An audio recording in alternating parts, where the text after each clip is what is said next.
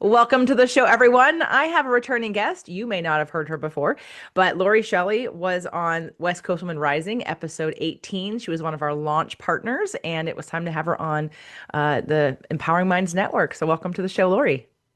Thanks, JJ. It's good to see you again. Yeah, it's nice to see you.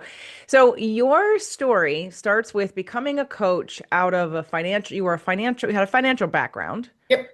And then you moved into coaching because of your relationship, which for a lot of us, me too, right? Your relationship creates contrast, and that contrast forces you to learn or to heal or to process things, look at yourself differently. And then lo and behold, it led you on a completely different path. I want this audience to learn more about you. But if you want to hear the full fledged, longer version of this story, please go to West Coast Woman Rising and download episode 18. So, Lori, let's start with the bullet points of your background and how you got to being a coach today. Yeah, so actually, it's a little bit longer than you mentioned, JJ. So I did start out my career in financial planning with American Express. Did that for 12 years. I was a certified financial advisor. And basically, I helped people set money goals and then implement financial assets, financial investments and things to reach those goals.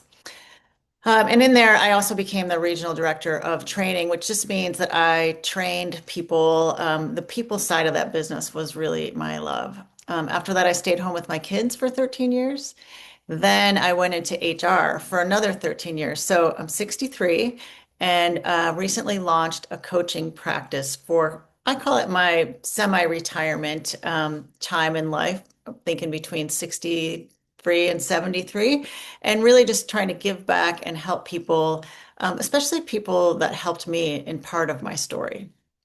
The part of my story where I needed the most help was um, yeah, I was always good at the career, but my marriage was not always what I thought it was. And I learned that about 25 years into my marriage, that my ex-husband had been dishonest about other women for about 20 of those years.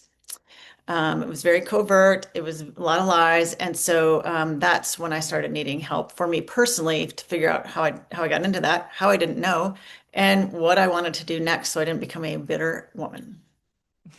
Well, yeah, that's a lot. So for the people who are listening to this and just meeting you for the first time, they're like, "What?" Okay. Yeah. And maybe some can identify with that. So what did you do when you first learned about the betrayal and the lying and the sort of covert life that had been happening sort of underneath your nose? Well, I say I learned it in trickle fashion. They call it a drip disclosure. So I would, when I found out, then I found out a little more, and then I would do some research and find out a little more. And so finally, somebody suggested to me that there might be some chronic lying going on, not just bits and pieces. And so I got smarter. I read a lot of books and I started finding therapists that would actually help me understand what I was feeling because I was feeling more than just, oh, my husband cheated. I was feeling very dysregulated. I was not trusting myself. I was not trusting my intuition. And it was during that type of help that I started uncovering more of the story that really aligned, basically aligned what I was feeling with what was really happening. Let's talk about the word dysregulation. And so how did you, because it's a technical term for therapists, but for the average person, they're not quite sure what that possibly could mean or how that might look. So for you, what were your symptoms of dysregulation?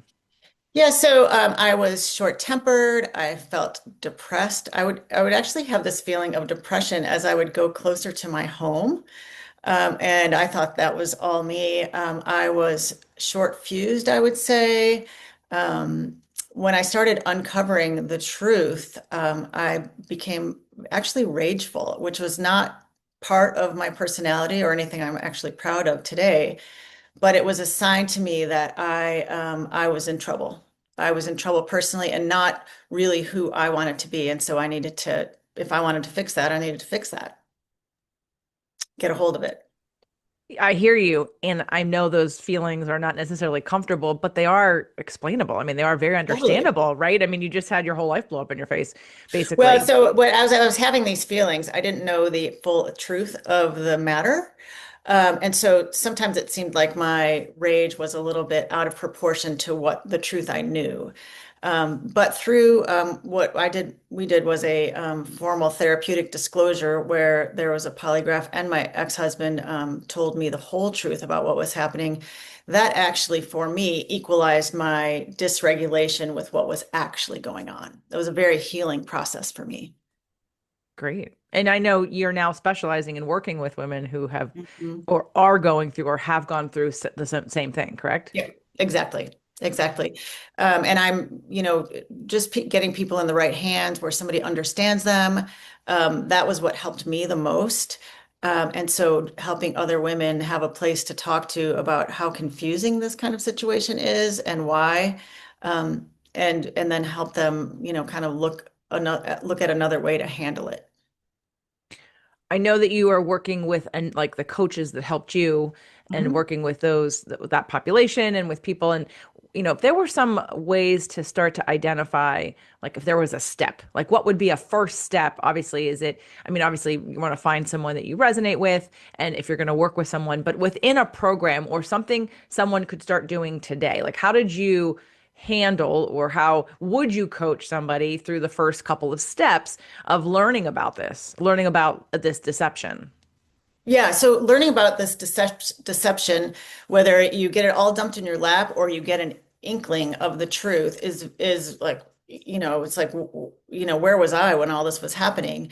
And so I started with groups. They're sort of like Al-Anon groups, but they are for betrayed partners, basically. There's some co-addiction theories where it's you're codependent and to the addict. There are some betrayal trauma theories where you're just traumatized by the betrayal, and so that's why you're dysregulated. So finding the right group for you would be helpful. And honestly, I went to a couple because I started at one that helped me get a little bit stabilized, but then it didn't feel right what was really happening, and so then I went to another. The other thing I did was starting to read books. I had a therapist recommend a book to me called Your Emotionally Destructive Marriage. And I was like, well, that's dramatic, don't you think? And as I read it, I actually drank it in because it was really a picture of my life. And that's when I started really opening my eyes to what I had accepted, what kind of how my life was. And if I didn't want it to be that way, I had to figure it out. I couldn't Well, change anybody else but myself. of course. Right. Yeah, we're big on this show of of Right, that every life is a mirror. And right. most of the time it's a mirror of a core wound that you don't even know Yep, that's there because it was yep, put there when you were before you were 7. right. And so then, but those are the beliefs that go into our lives that then we attract and allow. And then we go, well, wait, why does this keep happening to me? And it's looking at the belief underneath that allows for that, whatever you're allowing in. The codependent group and the betrayal trauma group, I'd gone to Al-Anon for a couple of months actually when the first blow up of my marriage many years ago. Mm, Boy, did I learn so much about addiction. I mean, from interviewing people on the podcast and healers and medical intuitives and coaches and therapists and whatever, I just learned so much about addiction and how much like narrow-minded I was about the fact that we all have addictions, and whether most people have the addiction of control, but there are soft addictions and hard addictions. So for me, I had when I kind of was crumbling, one of my clients said, you might want to go to Al-Anon. And I thought, and I wouldn't have thought of that because there wasn't an alcoholic abuse, like that wasn't the thing. mhm. But I went to a couple different groups, and even within Al-Anon, there were like each different group, the different day of the week and where it was located, like the energy was really, really different. Right. So did you end up going to like, let's say, so a codependent, do they have like Al-Anon like many different times of the week and many Yep. different groups? Are they free? Yes, free 12-step. Some of them are closed meetings, which means that they don't let in people, just really people going through whatever they're going through, not like people in school for counseling and things like that. Just like some AA meetings are closed for alcoholics, some AA meetings are open so that other people can join and learn about addiction. So the meeting I ended up going to was called COSA. And it was for people that were in relationship with people that have diagnosed sex addiction. And that was where I really started to feel supported as a partner and not just a co-addict, basically. And not to deny that I am a people pleaser. I came from an alcoholic family, and those things as well. So as you said before, core wounds, mine were right there, front and center. And yes, I understand that part of the story. Well, in terms of for people that are listening, and because I found a lot of benefit from one particular group in Al-Anon. I went to a couple different meetings, but there was one in particular that it was all women, and that wasn't good nor bad because there were other, groups with men. It was at a church. They followed some structure. They read from the book, Yep. and it was, yeah, there was because of the structure and the energy. And I think it was also kind of retired people or people that were entrepreneurs because it was like 10 a.m. on a Wednesday. So like Okay. you couldn't really go unless, and so I don't know, it kind of elevated the experience for me. And I was there long enough to sort of shift my own vibration. Like I came in really low. And then as I started to feel better, I kind of outgrew the group real fast. I'd say within like 4 months, I got what I needed. I understood the basic, like the what is it called, the whoever gets you in there, your qualifier, is that Yeah. the Yeah. like Yeah. your qualifier is the Your addict. whoever. Yeah. Yeah, and then but they also say but you're the addict too, like you're addicted to controlling their behavior. And it was very clear, and I actually saw it as a parallel. I was teaching law of attraction. I was like, oh, I totally get that, and I could see the parallels there. And so I kind of rose when I felt better quickly, and I'm like, okay, and now I'm done. I got what I needed and I left. Yeah. But I wanted to put that out there for people who try a group and then go, oh no, this isn't for me. Don't throw the baby out with the bathwater with the first group you try, because it's also the kind of people that are in there. Other groups, I felt like people just came to bitch. They just came to tell their Yeah. story, and there wasn't a true interest in them healing or taking responsibility for why they're there in the first place. Because Al-Anon and 12-step programs, some of them do that. Well, Al-Anon, not as much as probably AA, right? But Al-Anon, there wasn't that kind of structure of like, okay, how did you attract this? What part of you needs to be healed? It was more of, we'll do a little bit of reading, we'll do a little bit of sharing. People talked about when they overcame some things. So how, for you going and starting there, is that where you met your coach? Is that where you learned about the program that you ended up doing? No, it was actually, I went there because it was probably the place I felt the safest and I was learning the most. And for me, it was the people, but also the readings. I was finding a lot of benefit from the daily readings that they had and also the weekly readings from the meeting I was in.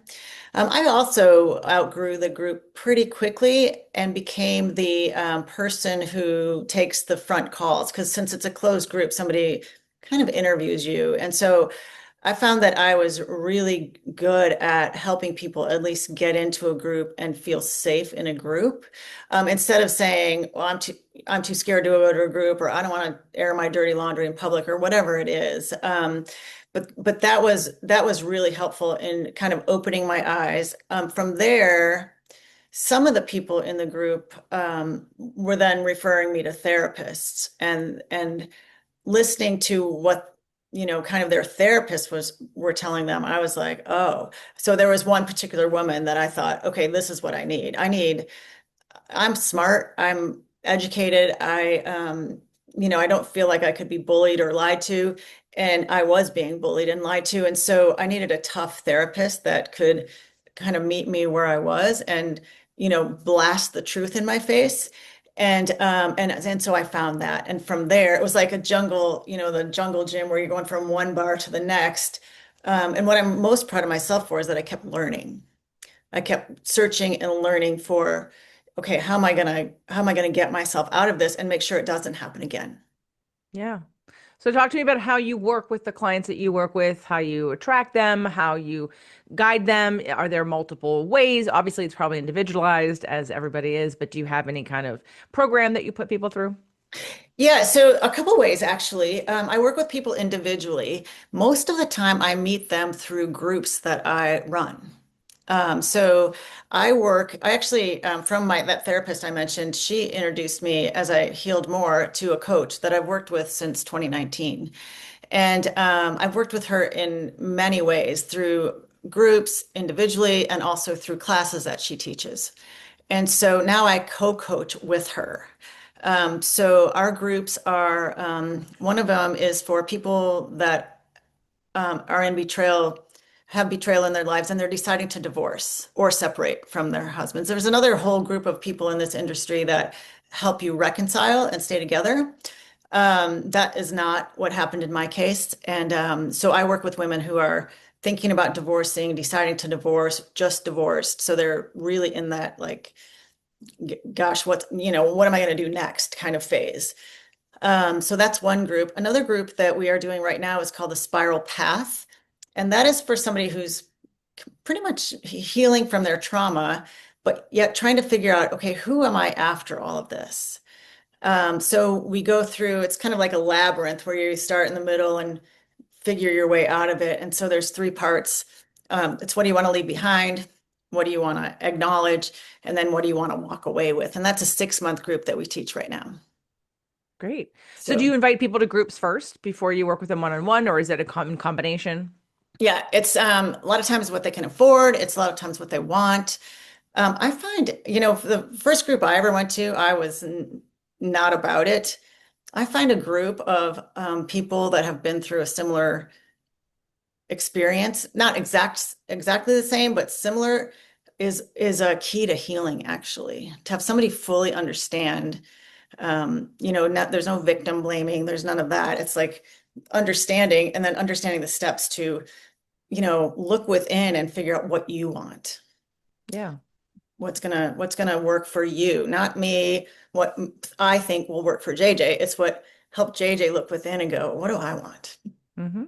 Oh, I'm big on groups. Like I started a group Oh, when I started my own certification a couple years ago, the mhm. empowerment strategist certification, and I just thought, oh, I'll just do this group for this certification, and then it was so like, oh my God, the group dynamic, and I did it again. I'm like, and it's funny because every time like the people that would join, I was like, oh, is this going to work out? Is everybody going to be like they're so different? And then it was like magic, and then I'm like, I got to keep doing this group thing, and so ever Yeah, since then I've been doing groups because of just like you said, whether it be same experience or at least same goals, right, what people learn from each other along with the coach or whoever's heading it up is right, invaluable. You can't replace, that dynamic of you can't hear it from me, but you can hear it from them, or you can see it in action, or something I say to somebody else resonates with you, but you weren't even asking for it, and you're able to receive it better because right, you aren't in it, but you can right. observe it, and then that creates even more kind of Yeah. profound awareness.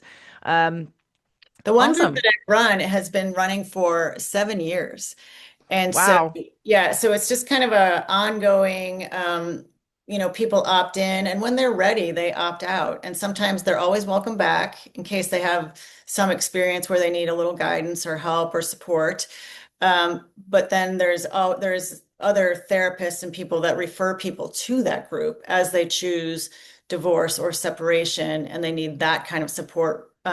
Most of them come from groups where they were in trying to save their marriage until they decided that they can't. And then they don't, it's not the right support in a group to save your marriage when you're deciding to walk away. Definitely. That's a great distinction and focus to say, no, I'm here to save my marriage, because that would be different tools, absolutely, than someone says, okay, I'm ready to leave.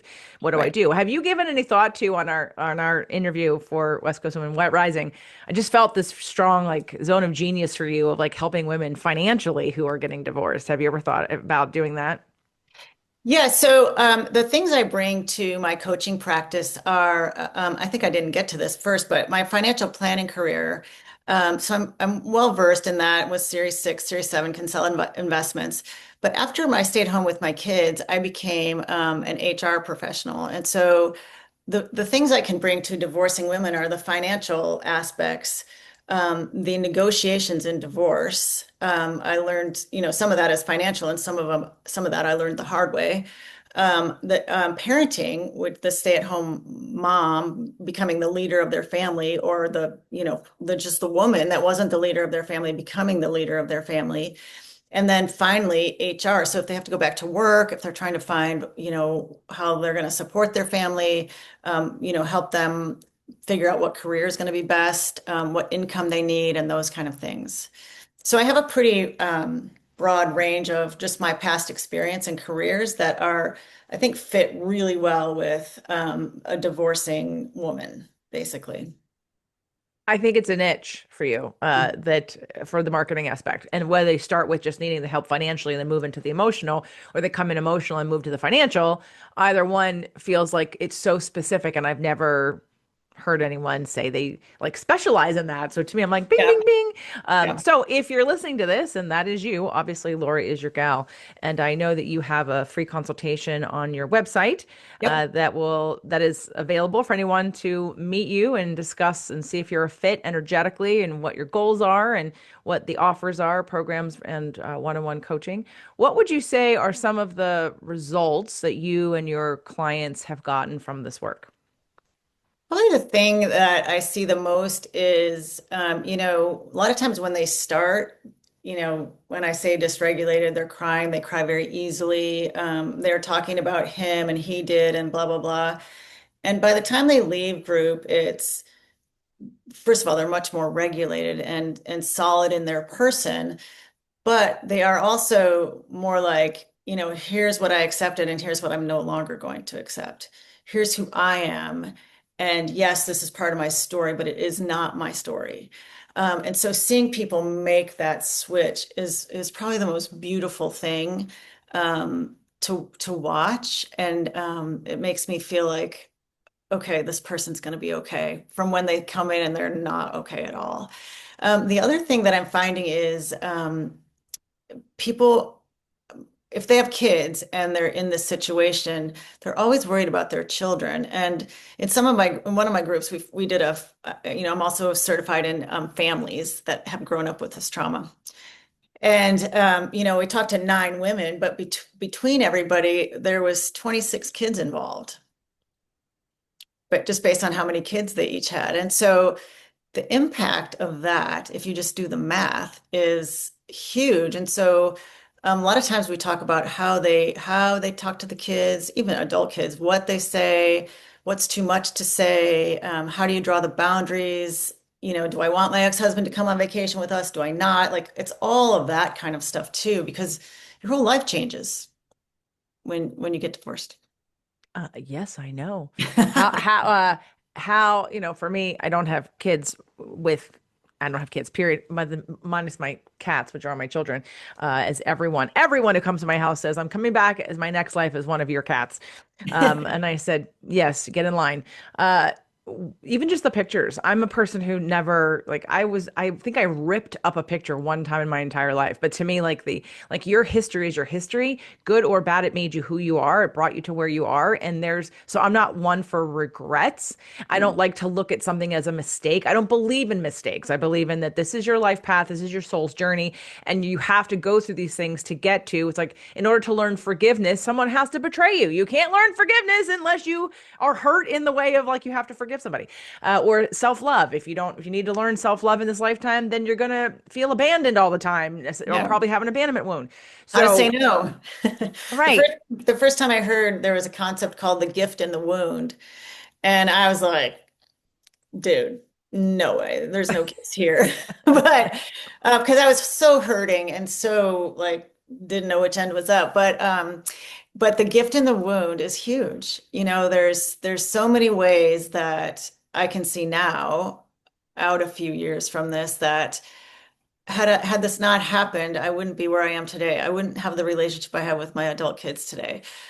So there's just so many things. I wouldn't probably be coaching on these things today, and winding my whole career in financial planning and HR and those things to help women. So there are gifts in the wound, and they are hard to see.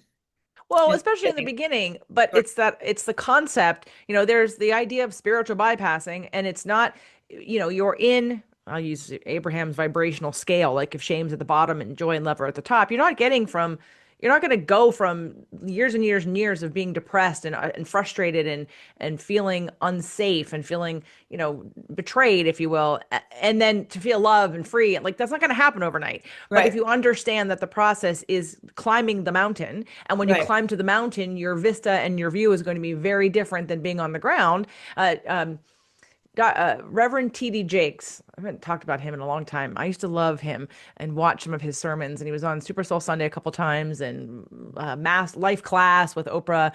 And he wrote a book. I forget what it's called, but anyway, it was he used the analogy, and it's law of attraction, but the way that he did it was more about the animals. Like he used like the point of view of a turtle, and the Hmm. turtle's world is very different than the giraffe's world because of where they are, not necessarily vibrational frequency, but you know, in terms of their life experience, what they can see. But it does relate to our, you know, and so if you understand that you're on a journey, on a path, it's to be able to say, look, it's going to get better. I know you can't see it now. I'm not trying to get you to deny your grief, your pain, your anger. Like those are all things you need to move through. We're not going to deny that. We're not going to suppress that. Right. But some people do try to like jump. They try to jump, be like, oh, I don't want to be uncomfortable. I don't want to be depressed. I don't want to be sad. So I'm going to pretend to be happy. And then what happens is we have all this guck of emotional, you know, Hey, repression You're, that you're then. gummed up. Yeah. Right. And from cancer to digestive issues to lower back pain to, you know, issues in the womb and all those things. We Mhm. don't want that, but we do want to say there's two parts of this. There's what you're moving through, which sucks and is painful, and Right. doing the work will get better. But it won't get better if you don't do the work. You'll Right. just repress it or repeat it. And We so, often, I often start, we always start with a check-in. One of my check-ins favorite is, what glimmers have you noticed? Because you don't notice those things when you're so down, but if you start looking up, even occasionally to see that, that just can give you hope. And then what are you beating yourself up about? So, how can we lift that piece up and then notice some glimmers? And so it's really just checking in and looking in is my work, helping great. people look within them. Awesome. So tell everybody where they can find out more about you and how they sign up for a free consultation. So I am at LoriShelleyCoaching.com. And if there's a book now site, a book now button, and you can just go there and there's a 30-minute free consultation listed there. And that will take you right to my calendar and you can book a time that works for you. Make sure you know, let her know that you heard her on the show. Yeah. Also, social media, where can they follow you? Lori Shelley Coaching is my Facebook page.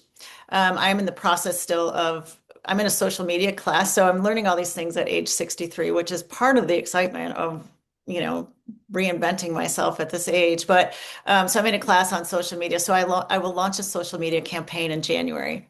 Okay. Do you know Deborah Darris?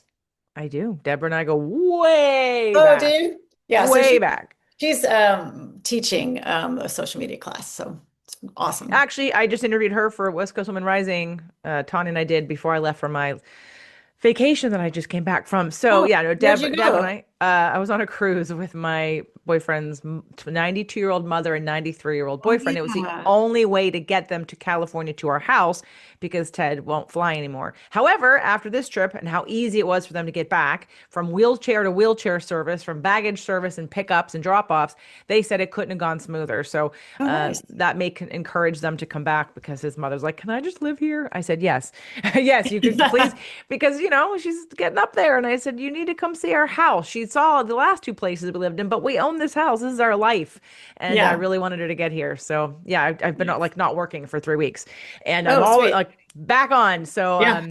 yeah, looking forward to all the things that are coming down the pipeline. Look forward to seeing you again. And everyone, please check the show notes. Lori Shelley Coaching. Can't you just get there from LoriShelley.com too, or no? No, Lori Shelley Coaching. Okay, somehow I typed in Lori Shelley in my URL, and I Oh, guess yeah, coaching yeah, came up. it'll pop up, yes, actually, but then you can just click down below and on my name.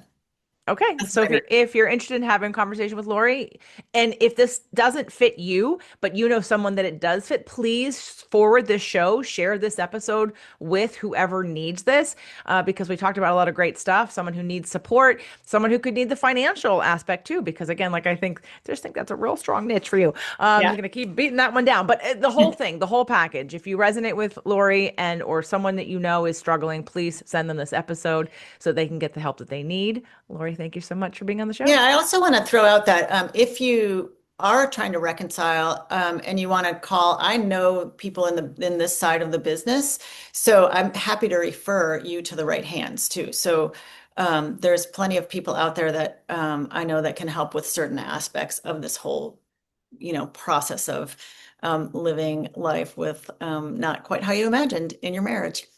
Absolutely. All right. Thanks, Lori, for being here. Okay, take care.